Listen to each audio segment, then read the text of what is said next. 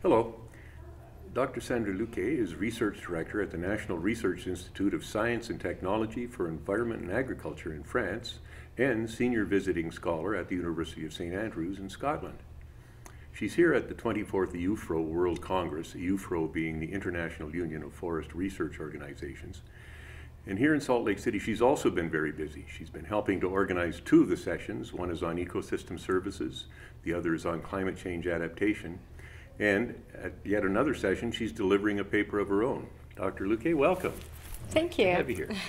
Now, I've mentioned a few of the things you're doing, but why don't you tell us, what is your primary area of research? Okay, first, thank you for having me here. Well, I'm a landscape ecologist, which is a bit particular subject to be here in IUFRO. I started working in forests many years ago, but we have more of a holistic vision, so we work, say, not just in forests, but what is surrounding the forest as well. So this is what we do, and in order to work at this landscape level, because landscapes are large by definition, Yes. we use quite a lot remote sensing and aerial photos and other products that come from space. So basically we're trying to see what we have here in the earth from space and trying to get a holistic view of the forest landscape. What caused you to follow that particular path? Well, that was interesting. I'm originally from Argentina, and I did my master and PhD at Rutgers University here in the US. And when I arrived many years ago, I don't know what to tell you. As a child. It was actually the boom of, we starting to work, it's very first satellites, we started to work. And I was really captivated by that. So I did my master working already with satellite image.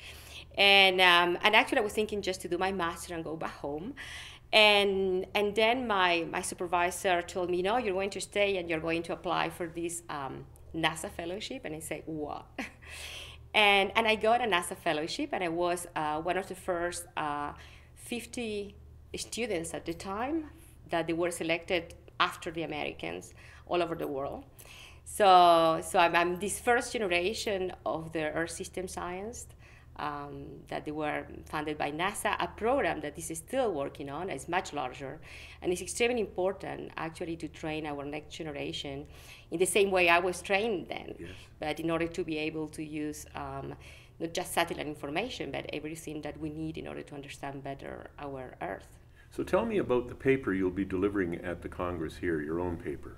Well, I just finished actually a subplenary session that we had on biodiversity, ecosystem services, and human well-being. So there we were a panel of experts trying to provide a different vision in terms of how these three different aspects can be working together for the future. And in my particular position, I was delivering the important to work at different scales. So this is our approach as landscape ecologists. We are looking at the heterogeneity of landscape, the complexity of landscape.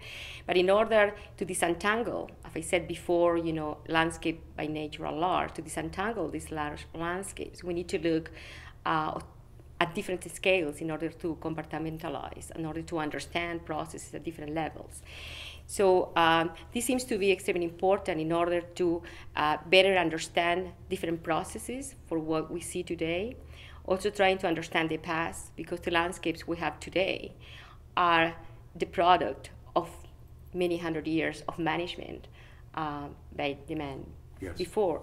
So this is extremely important in order to understand why, because what we need to do is to be better prepared for global change in order mainly to mitigate the effects of global change. So in that sense, for the future, we need to be able to work more on an integrated way, what we call forest adaptive management. So adapt management and not think anymore at the stand level, if not to think at the forest landscape level in order to be able to manage in a more holistic way. Is that somewhat similar to the idea of integrated resource management?